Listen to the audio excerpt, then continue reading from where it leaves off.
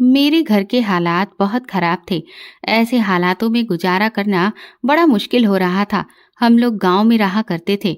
मेरे दादा दादी की मौत हो चुकी थी, लेकिन मेरे पापा बड़े ही निकम्मे थे। वो मेहनत मजदूरी करना जानते ही नहीं थे। शादी होने के बाद उन्होंने मेरी माँ को नौकरी करने के लिए घर से निकाल दिया था और उनसे कहते थे कि मुझसे मेहनत मजदूरी नहीं होती, मैं तुझे कुछ कमा कर नहीं दे सकता। तू अगर मेरे साथ गुजारा करना चाहती है तो कर सकती है, वरना तू अपने मायके वापस चली जा। मेरी माँ पिताजी की ऐसी बातें सुनकर बहुत उदास हो गई थी।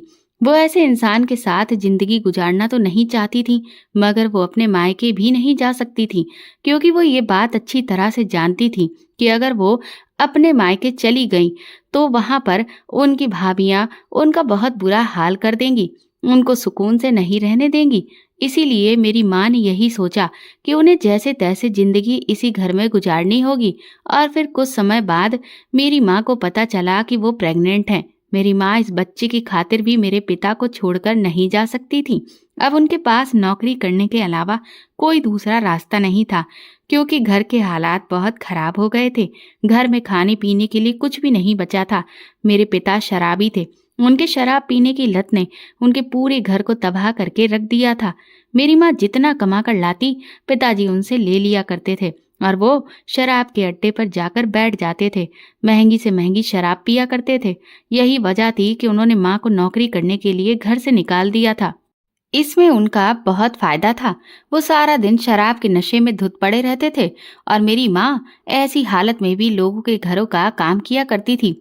मेरी माँ को ऐसी हालत में ना तो किसी तरह का आराम मिल पा रहा था, ना कोई खुशी, और ना ही उनको खाने के लिए कुछ मिलता था। वो जिन लोगों के घरों में काम करती थी, उनके घर में अगर कभी कभी खाना बच जाता तो वो लोग मेरी माँ को खाना दे दिया करते थे।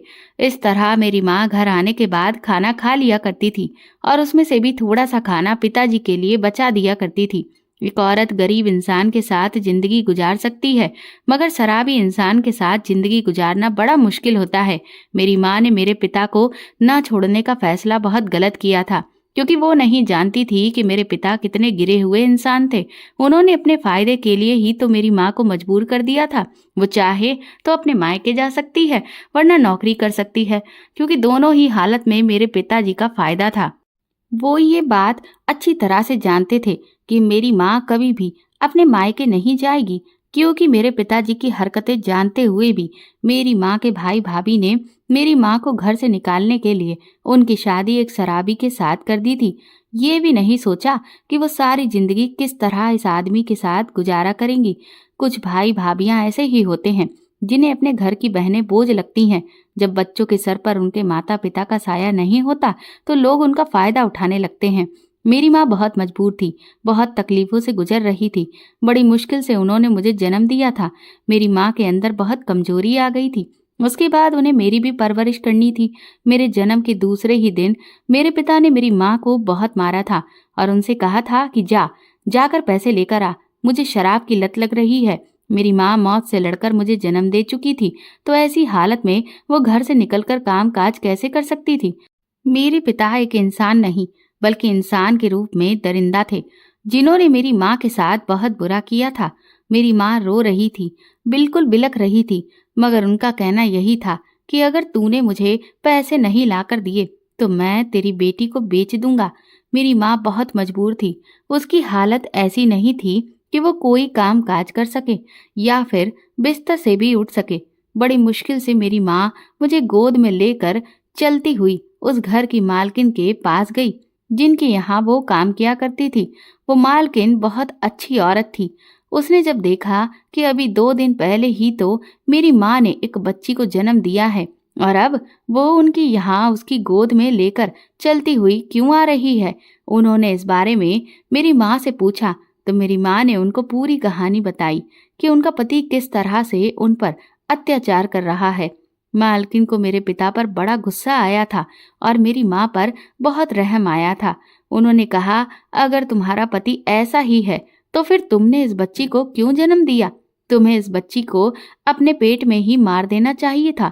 तुम्हारा पति शराबी है, कोई काम धंधा भी नहीं करता, तो तुम कैसे अपनी और अपनी बेटी का गुजारा करोगी? मेरी माँ कहने लगी, जिस तरह मैं पहले करती थी उसी तरह से मैं कर लूंगी, मगर अभी आप मेरी मदद कर दो। अभी मेरी हालत ऐसी नहीं है कि मैं आपके घर पर काम करूं। आप मुझे थोड़े से पैसे उधार दे दो ताकि मैं अपने पति को दे सकूं। मैं काम करके आपके सारे पैसे वापस लौटा दूंगी। मालकिन कहने लगी, अच्छा ठीक है, मैं तुम्हारी मदद करने के लिए तैयार हूँ। उन्होंने मेरी माँ को थोड़े से पैसे दे दिए और मेरी माँ ने ले जाकर वो पैसे मेरे पिता को दे दिए। मेरे पिता पैसे लेकर शांत हो गए थे। उन्होंने मेरी माँ को धमकाना अब बंद कर दिया था और शराब के अड्डे पर वो चले गए थे। कुछ दिन तक मेरे पिता शराब के अड्डे से वापस नहीं आए थे। वो शराब पीने में मेरी माँ के सारे पैसे उड़ाकर आ गए थे। कुछ दिन पूरे हुए तो उन्होंने फिर से वही हरकतें करनी शुरू कर दी। फिर से मेरी माँ को पैसों के लिए तंग करना शुरू कर दिया था। इस घर की एक एक चीज मेरे पिता शराब के चक्कर में बेच चुके थे। अब तो इस घर में कुछ ऐसा कीमती भी नहीं बचा था जिसे मेरे पिता बेचते। वो बार बार मेरी माँ को धमकाया करते थे कि वो उनको पैसे ला कर दें, वरना वो उनकी बेटी को बेच देंगे।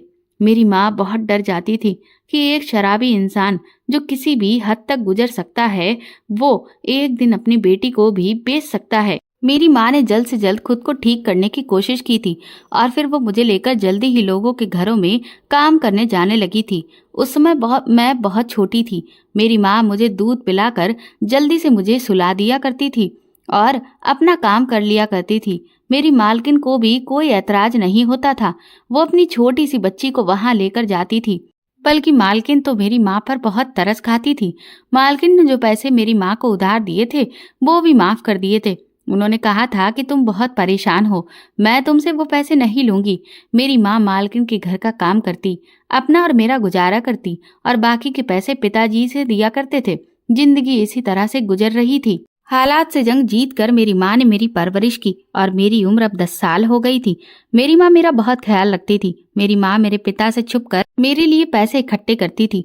वो चाहती थी कि मैं पढ़ लिख कर कामयाब बनूं, अपनी माँ का सहारा बनूं और उसकी जिंदगी की सारी परेशानियों को दूर कर दूं।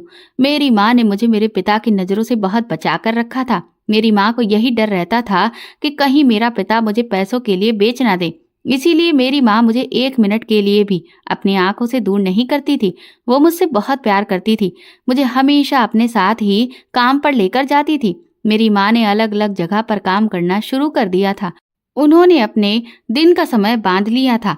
वो दिन में 3 घंटे दूसरे घर में काम किया करती थी और उसके बाद के 3 घंटे सरपंच जी की हवेली में काम करती थी और फिर उसके बाद के 3 घंटे दूसरी हवेली में काम किया करती थी। इस तरह मेरी माँ को लोगों के घरों का काम करते करते सुबह से लेकर रात हो जाती थी। मेरे पिता को इस बात का कोई एहसास नहीं था कि उनकी पत्नी कितनी मेहनत करके पैसा कमाती है और वो है कि शराब में उनकी मेहनत की कमाई उड़ा देते हैं। मेरी माँ अब इतनी ज्यादा मेहनत सिर्फ अपनी बेटी के लिए करने लगी थी। वो चाहती थी कि उनकी बेटी अच्छे स्कूल से शिक्षा हासिल करे, मगर मैं 10 साल की हो गई थी। मैं अभी सरकारी स्कूल में जाती थी। मेरी माँ मुझे शहर में एडमिशन दिलवाना चाहती थी, लेकिन उसके लिए बहुत पैसे लग रहे थे। मेरी माँ ने कई बार पिताजी से इस बारे में बात करने की कोशिश की थी। उनसे कहा था कि अब हमारी बेटी जवान हो रही है, अब तुम शराब पीना छोड़ दो। आखिर तुम कब तक ये सब करते रहोगे? एक दिन हमारी बेटी जवान होगी, हमें उसकी शादी भी तो करनी है और मेरा सपना है कि मैं अपनी बेटी को पढ़ा लिखा कर कामयाब बनाऊं। मैं अपना ये सपना जैसे तैसे पूरा करके ही रहूंगी। मेरे पिता कहते थे, बेटियों की शादी नहीं होती, उन्हें तो ससुराल जैसे नरक में झोंक दिया जाता है, जहां पर वो तेरे जैसी ही नौकरानियां बनती हैं। हम गरीब लोग अपनी आंखों से सपने नहीं देख सकते। सपने देखने का हक तो उन लोगों का होता है जिनके पास भारी रकम होती है। तेरे पास क्या है? तू तो खुद लोगों के घरों में झाड़ू बर्तन करती है। मेरी माँ कहने लगी, मगर मैं मेहनत से पैसा कमाती हूँ, तुम्हारे जैसी तो नहीं हूँ जिसने सारी जिंदगी कोई मेहनत ही ना की हो। मेरी माँ जिस हवेली में काम करती थी उस हवेली की मालकिन बहुत पढ़ी लिखी थी। मेरी माँ ने उनसे बात की थी कि वो मुझे पढ़ा दिया करे। मैं स्कूल भी जाती थी और उनसे भी पढ़ती थी। धीरे धीरे मैं जवान होने लगी। मेरी उम्र 16 साल हो गई। मैं अपने ही गांव के सरकारी स्कूल से इंटर कंप्लीट कर चुकी थी। मैं पढ़ाई में बहुत अच्छी थी। मेरी माँ मुझे देखकर बहुत खुश हुआ करती थी। मेरी माँ अब चाहती थी कि पिताजी अब शराब पीना छोड़ दें। अब मेरी माँ के बस की नहीं थी कि वो अपनी मेहनत की कमाई उन्हें देती रहे, इसलिए उन्होंने पिताजी को पैसे देना बंद कर दिया था। पिताजी मेरी माँ से पैसे मांगा करते थे और जब वो मेरी माँ पर हाथ उठाया करते थे तो मैं अपनी माँ को बचा लिया करती थी, क्योंकि मैं अब इतनी बड़ी हो चुकी थी कि अपनी माँ को पिताजी के हाथों से पिटता नहीं देख सकती थी।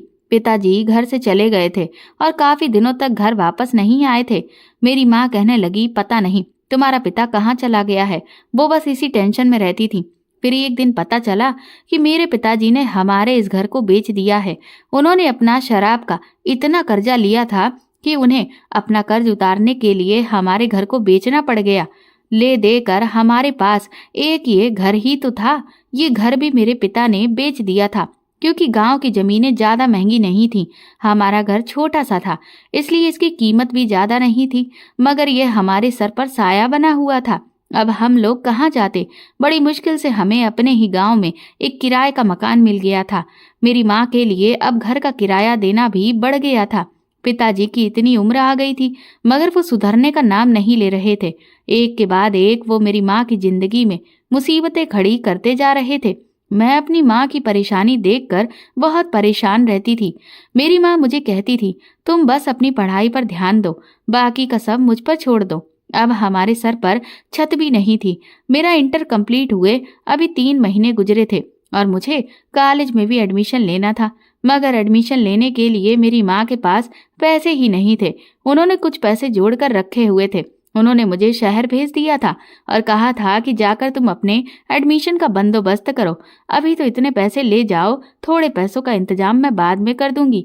मैं जितने पैसे लेकर गई थी उन पैसों में मेरा एडमिशन हो गया था। मेरी माँ की ताकत थी जो मेरा एडमिशन हो गया था, वरना मैं शायद कभी पढ़ भी ना पाती। मेरी माँ मेरी पढ़ाई पूरी करवाने के लिए मेहनत में लगी हुई थी।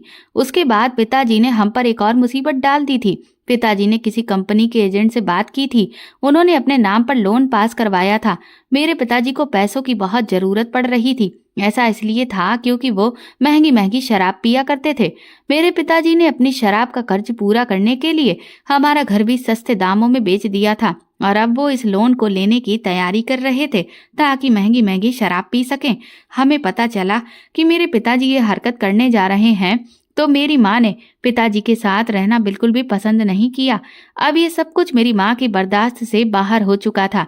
मेरी माँ जानती थी कि अब उनके पति ने उन्हें कहीं मुंह दिखाने के लायक नहीं छोड़ा है, इसलिए मेरी माँ ने खामोशी से अपना और मेरा सामान बांधा और हम दोनों माँ बेटी रात के अंधेरे में अपना गांव छोड़कर भाग गए थे। क्योंकि मेरी माँ ये बात अच्छी तरह से जानती थी कि पिताजी ने लोन ले लिया तो उसको चुकता कौन करेगा। उस लोन को भी मेरे पिताजी मेरी माँ पर ही डाल देंगे। मेरी माँ इतनी मुश्किल से मुझे पढ़ा रही थी, हम सबका गुजारा कर रही थी, और मेरे पिताजी थे कि मेरी माँ को कर्ज तले दबाए जा रहे थे। हम लोग भागकर शहर आ गए थे। मेरी माँ ने कहा था, मैंने बहुत कोशिश की कि तुम्हारा पिता सुधर जाए, मगर वो इंसान कभी नहीं सुधर सकता। हम लोगों को इस शहर आने के बाद बहुत राहत मिली थी। मेरी माँ के पास कुछ पैसे थे, हमने किराए पर घर ले लिया था।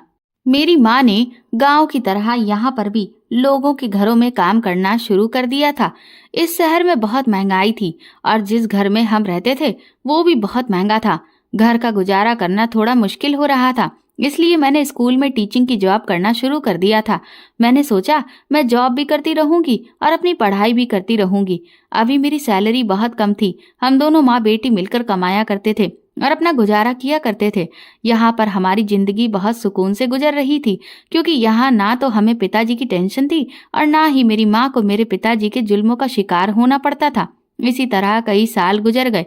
मैं डॉक्टर तो ना बन सकी, मगर हम दोनों माँ बेटी की जिंदगी खुशहाल गुजर रही थी। हमारे पीछे वहाँ मेरे पिता का क्या हाल हो रहा था क्या नहीं, हमने ये जानने की भी कोशिश नहीं की।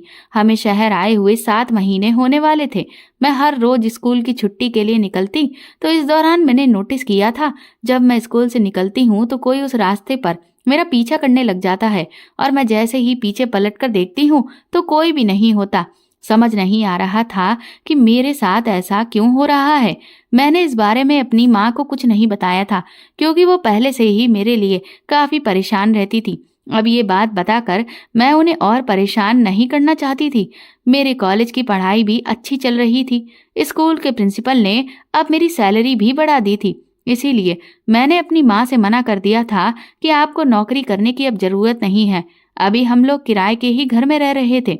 मैंने अपनी माँ से कहा था, अब आप आराम किया करो, आपकी बेटी इस लायक हो गई है कि आपका और अपना खर्चा उठा सकती है। मेरे ऐसा कहने पर मेरी माँ को एक अजीब सी तसल्ली मिली थी और वो बहुत खुश हुई थी, क्योंकि मेरी माँ कई सालों से नौकरी कर करके थक चुकी थी। लेकिन मैं अब उस इंसान की वजह से परेशान रहती थी जो मेरा पीछा किया करता था। मेरा पीछा क्या सच में कोई करता था या फिर ऐसा मेरा वहम था, ये मैं समझ नहीं पा रही थी, क्योंकि ऐसा अब मेरे साथ हर बार होता था। जब जब मैं घर से निकलती थी तब तब मुझे ऐसा लगता था जैसे किसी की नज़र मुझ पर पड़ रही है, और मैं जैसे ही पीछे पलटकर देखती तो कोई भी नहीं होता था।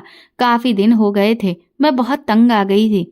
इसलिए मैंने सोचा कि अब मैं इस बारे में पता लगाऊं, आखिर मेरा पीछा कौन कर रहा है, क्योंकि काफी समय बाद हम दोनों माँ बेटी की जिंदगी में इतने सुकून के दिन आए थे। अब मैं दोबारा से बेचैन रहने लगी थी, सिर्फ इसी वजह से कि मेरा पीछा कौन करता है।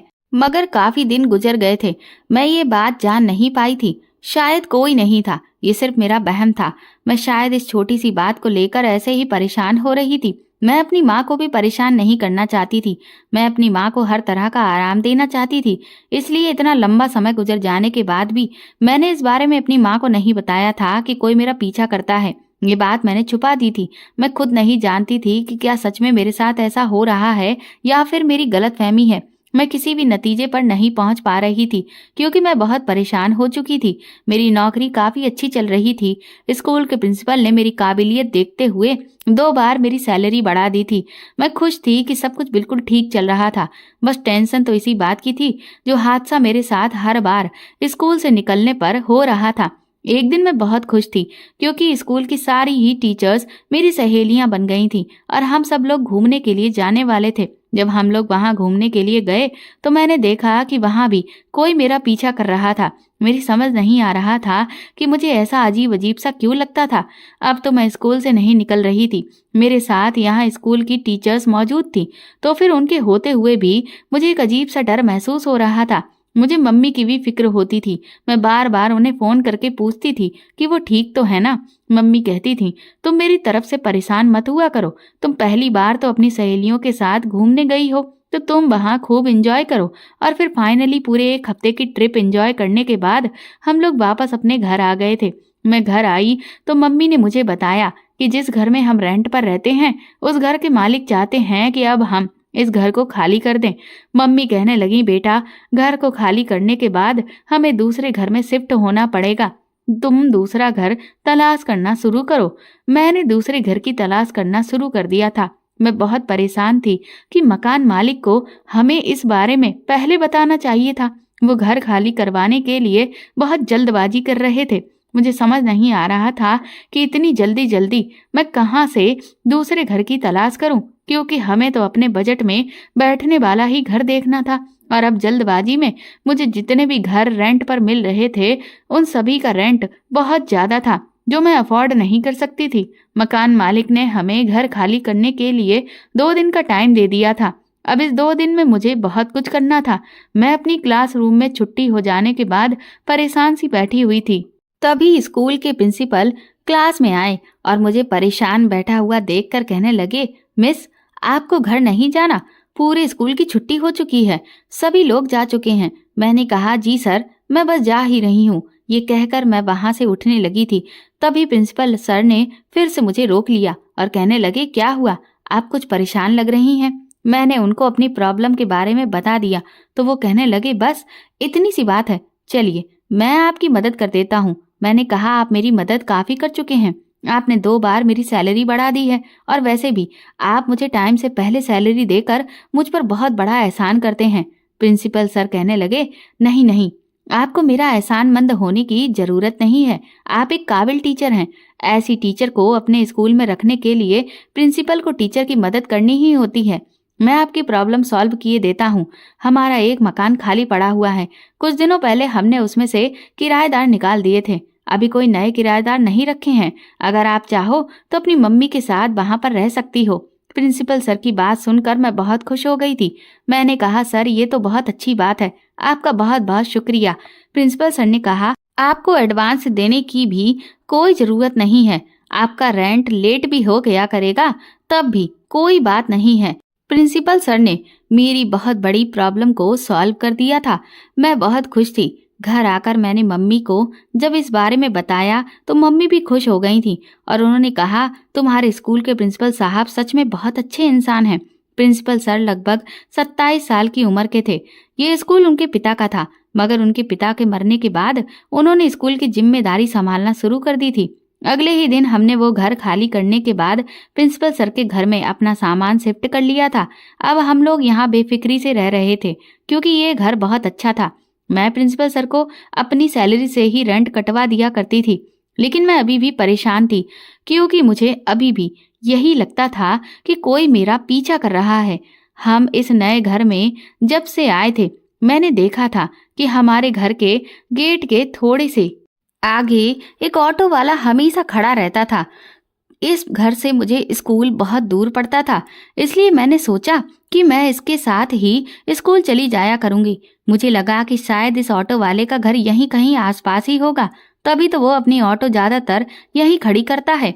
एक दिन मैं इस ऑटो वाले की ऑटो में झांक कर देखने लगी तो ये ऑटो वाला कहने लगा, कहाँ जाना है मैडम बताओ। तो मैंने उसे स्कूल का एड्रेस बताया था। ये ऑटो वाला मुझे स्कूल तक लेकर चला गया था। अगले दिन भी मैं इसी की ऑटो में बैठकर स्कूल चली गई थी और फिर उसके बाद ऐसा ही होने लगा था। अब मैं हर बार ही इसी की ऑटो से जाया करती थी। एक दिन इस ऑटो वाले ने मुझसे बड़ी ही अजीब सवाल किया था। ये कहने लगा कि आपकी शादी हो गई है। मैंने इसे चौंक कर देखा। मैंने कहा, तुम ये कैसा सवाल कर रहे हो? तो वो कहने लगा, मैं जानता हूँ आपकी शादी नहीं हुई है, लेकिन फिर भी आपसे पूछ रहा हूँ कि क्या आप किसी को पसंद तो नहीं करती, या फिर आपकी कहीं मंगनी तो नहीं हो गई? मैंने कहा, नहीं नहीं, ना तो मेरी मंगनी हुई है और ना ही मैं किसी को पसंद करती हूँ। तो वो कहने लगा, ये तो बहुत अच्छी बात है। देखना मैडम, एक दिन मेरी शादी तुम्हारे साथ होगी। उसकी ऐसी बात सुनकर मेरे होश उड़ गए थे। उसकी हिम्मत कैसे हुई? वो इतनी बड़ी बात कह रहा था। मैंने कहा था, ये तुम मुझसे किस तरह से बात कर रहे हो? तो वो मेरी इस बात पर जोर जोर से हंसने लगा। इतनी जोर जोर से हंसने लगा कि उसे देखकर ऐसा लग रहा था कि वो कोई नॉर्मल इंसान नहीं है, बल्कि वो कोई पागल इंसान है। मैं तो उसे पैसे देकर अपने स्कूल के अंदर आ गई थी, मगर न जाने क्यों बच्चों को पढ़ाते समय मेरे दिमाग में बार बार इस ऑटो वाले की बातें घूम रही थी। अगले दिन फिर से जब मैं उसकी ऑटो में बैठी तो उसने फिर से मुझसे वही बात कही, देखना एक दिन मेरी तुम्हारे साथ शादी जरूर होगी। मैं फिर से कंफ्यूज हो गई। हालांकि उसका काम इतना होता था कि वो हर रोज मुझे मेरे घर से स्कूल ड्रॉप किया करता था, मगर कभी भी उसने मेरे साथ कोई बदतमीजी करने की कोशिश नहीं की थी। मैंने ये बात अपनी ही स्कूल की एक टीचर को बताई तो वो मेरी बात सुनकर जोर जोर से हंसने लगी और कहने लगी, वो ऑटो वाला जरूर कोई पागल इंसान होगा।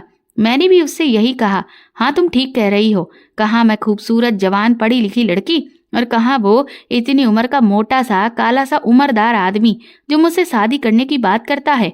वो कोई पागल ही होगा। ये बात सोचकर मैंने उस आदमी की बात को ज्यादा सीरियसली नहीं लिया था, मगर मैंने नोटिस किया था कि वो बाकी किसी को ऐसी बात नहीं कहता था। जब भी मैं उसके ऑटो में बैठती थी तो वो मुझसे ही यही कहता था, तुम्हारी मेरे साथ एक न एक दिन शादी जरूर होगी। मैं उस दिन का इंतजार करूंगा और वो दिन बहुत जल्द आने वाला है। उस ऑटो वाले की बातों पर तो अब मैंने ध्यान देना छोड़ दिया था और जब से मैं इस ऑटो वाले के साथ इसके ऑटो में बैठकर स्कूल जाने लगी थी, मुझे एक तरह का सुकून रहता था। ऐसा लगता था जैसे अब किसी की नजर मुझ पर नहीं पड़ती। एक दिन ऐसा हुआ कि वो ऑटो वाला मुझे छोड़ने स्कूल गया ही नहीं, क्योंकि वो वहां पर मौजूद ही नहीं था। मैंने सोचा कि आज मैं पैदल ही चली जाती हूँ। मैं जब स्कूल के रास्ते पर पैदल चल रही थी तो मैंने देखा कि 2 गुंडे वहां पर आ गए थे। वो मेरे साथ छेड़छाड़ करने की कोशिश कर रहे थे। उन्होंने अपने चेहरे पर मास्क लगाया हुआ था। मैं उनसे बचने की कोशिश कर रही थी। मुझे बहुत डर लग रहा था। मैंने आसपास देखा तो मुझे कोई भी नजर नहीं आ रहा था। मैं चीख रही थी, चिल्ला रही थी। मुझे ऐसा लग रहा था कि जैसे आज मेरी इज्जत इन दोनों गुंडों के हाथों नीलाम होने वाली है। वो दोनों मुझे पकड़ने की कोशिश कर रहे थे, मगर मैं तेज तेज भाग रही थी। तभी अचानक मेरी टक्कर किसी से हुई और उसने मुझे अपनी बाहों में भर लिया। जब मैंने नजर उठाकर देखा तो मैं दंग रह गई थी कि जिस इंसान ने मुझे संभाला था वो इंसान कोई और नहीं बल्कि प्रिंसिपल सर थे। मेरी जान में जान आई थी। प्रिंसिपल ने जब उन लोगों की तरफ लपकने की कोशिश की तो वो दोनों ही गुंडे वहां से भाग गए थे। मैंने प्रिंसिपल सर से कहा, आपका बहुत बहुत शुक्रिया, आपने मुझे बचा लिया, वरना ना जाने आज मेरे साथ क्या होता। प्रिंसिपल सर मुझे अपने साथ स्कूल ले गए थे और उन्होंने जिम्मेदारी ली थी कि वो मुझे खुद स्कूल से घर और घर से स्कूल लाने की जिम्मेदारी उठाएंगे। मैंने उनसे मना भी किया था मगर उन्होंने कहा, नहीं, मैं तुम्हारी हर तरह से मदद करना चाहता हूँ। मैं ये सब देखकर बहुत हैरान रही थी कि आखिर प्रिंसिपल सर मुझ पर कुछ ज्यादा ही मेहरबान होने लगे थे। एक दिन मुझे इस बात के बारे में भी पता चल गया कि आखिर वो मुझ पर इतने मेहरबान क्यों होते थे। जब उन्होंने मुझसे अपनी मोहब्बत का इजहार किया, उन्होंने कहा कि तुम मुझे बहुत पसंद आ गई हो। जिस दिन से तुम इस स्कूल में आई हो उसी दिन से स्कूल के बच्चों की पढ़ाई बहुत अच्छी चल रही है, क्योंकि तुम एक काबिल और होनहार टीचर हो और मैं भी तुम्हें बहुत पसंद करने लगा हूँ। तुमसे मैं शादी करना चाहता हूँ। मगर मैंने अभी प्रिंसिपल सर से शादी के लिए इनकार कर दिया था, लेकिन उनकी मोहब्बत के लिए हाँ कर दी थी, क्योंकि मैं भी उन्हें पसंद करने लगी थी। मेरे मन में भी उनके लिए प्यार मोहब्बत भरी फीलिंग्स जाग गई थी। मैंने कहा था कि आपको अपनी फैमिली को मेरे घर रिश्ता लेकर भेजना होगा, तभी मैं आपसे शादी करूंगी। प्रिंसिपल सर ने कहा था, मुझे इस बात पर कोई एतराज नहीं है, क्योंकि मैं तुम्हें इज्जत से अपनी जिंदगी में शामिल करूंगा। उस दिन मैं बहुत खुश थी और जब मैं अपने घर गई तो मैंने देखा कि मेरी माँ बहुत परेशान थी। मैंने अपनी माँ से कहा, माँ क्या हुआ है, आप इतनी परेशान क्यों नजर आ रही हो। माँ कहने लगी, बेटा कल स्कूल से घर मत आना। मैंने माँ से कहा, आप ये कैसी बातें कर रही हो, घर नहीं आऊं तो फिर मैं कहाँ जाऊं। माँ कहने लगी, बेटा एक बहुत बड़ी इमरजेंसी आ गई है, प्लीज तुम कल स्कूल से घर मत आना। तुम कल सुबह जब स्कूल के लिए जाओ तो अपनी किसी भी सहेली वगैरह के घर चली जाना और 2-3 दिन वहीं पर गुजार कर आना। मैंने माँ की किसी बात को नहीं समझा था, वो क्या कहना चाह रही थी, मगर मैंने इतना जरूर देखा था कि वो बहुत परेशान थी और वो परेशान सिर्फ अभी से ही नहीं बल्कि पिछले 2-3 दिन से परेशान थी। मैं स्कूल के काम में इतनी घिरी हुई थी कि मुझे उनकी परेशानी तसल्ली से पूछने का मौका ही नहीं मिला था। फिलहाल मेरे लाख पूछने के बावजूद भी मेरी माँ ने मुझे अपनी परेशानी के बारे में नहीं बताया था। उस रात तो जैसे तैसे मैं अपने कमरे में जाकर सो गई थी। सुबह जैसे ही मैं उठी तो मेरी माँ ने मुझे मेरा सामान बांध कर दे दिया और कहने लगी, ये तुम्हारा सामान है, 2-3 दिन तक तुम ये यहाँ पर मत आना। मैंने अपनी माँ से कहा, मगर आप ऐसा क्यों कर रही हो। माँ ने कहा, तुम्हें मेरी कसम है, तुम इस बारे में कुछ ना ही पूछो तो अच्छा होगा, बस तुम यहाँ से चली जाओ। मैं तुम्हें खुद फोन करूंगी और तुम्हें बताऊंगी कि तुम्हें कब आना है। अभी तुम यहाँ से जाओ। मेरी माँ ने मुझे घर से निकालकर अंदर से दरवाजा बंद कर लिया था। कुछ समझ ही नहीं आ रहा था कि मैं क्या करूं। फिलहाल मैं अपने सामान सहित स्कूल चली गई थी। फिर जब छुट्टी का टाइम हुआ तो मैं सोचने लगी कि मैं अपनी सहेली के घर जाऊं या फिर अपने घर जाऊं। प्रिंसिपल सर ने मुझसे कहा था कि मैं तुम्हें तुम्हारे घर छोड़ देता हूँ, क्योंकि अब वो ही मुझे स्कूल से घर ले जाते थे और घर से स्कूल। मगर आज तो मेरी माँ ने मुझे मना किया हुआ था कि मुझे घर नहीं जाना है। इसलिए मैंने प्रिंसिपल सर से कह दिया कि आप मुझे मेरी सहेली रागिनी के घर छोड़ दीजिए। प्रिंसिपल सर ने मुझसे पूछा भी था, क्या हुआ है, कोई परेशानी है क्या, मगर मैंने उन्हें कुछ नहीं बताया।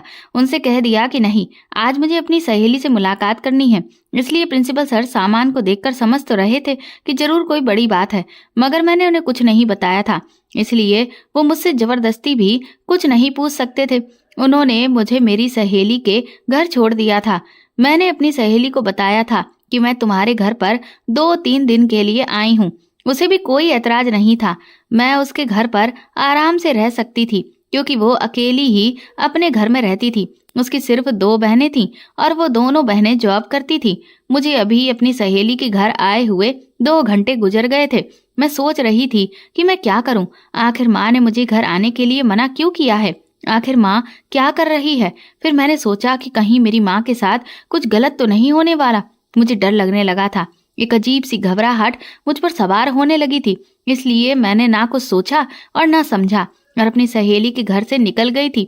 मुझे याद आया कि जरूर कोई बड़ी बात ही होगी। मेरी माँ किसी मुसीबत में फंस गई तो क्या होगा।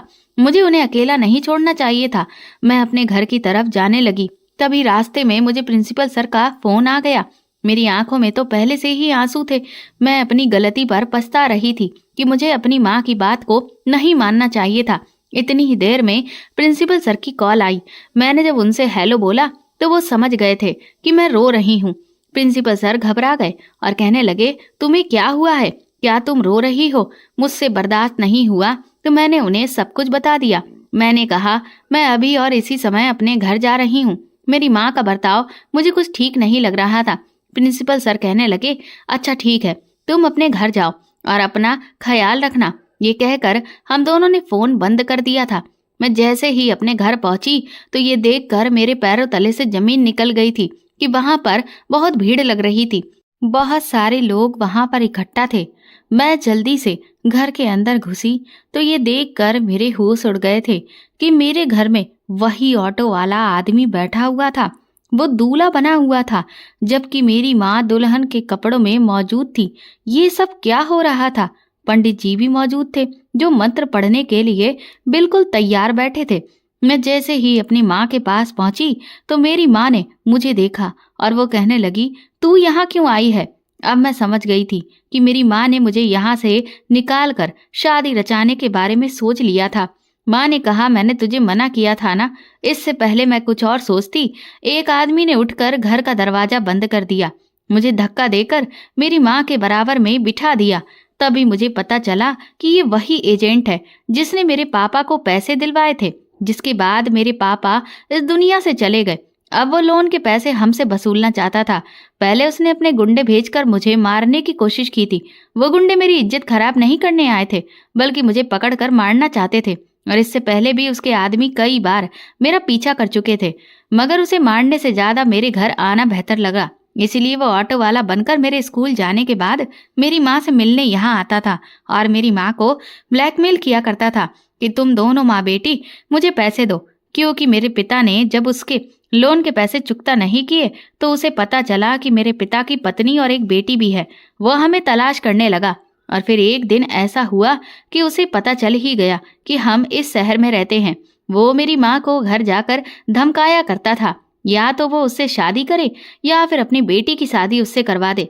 लेकिन मेरी माँ मेरी जिंदगी के बदले अपनी जिंदगी तबाह करने के लिए तैयार थी, क्योंकि वो जानती थी कि मेरे पिता ने शुरू से लेकर अब तक हम लोगों के साथ बहुत गलत किया है और ये एजेंट भी बहुत खतरनाक आदमी था। ये अपना भेष बदल कर यहाँ मेरी माँ से मिलने आता था।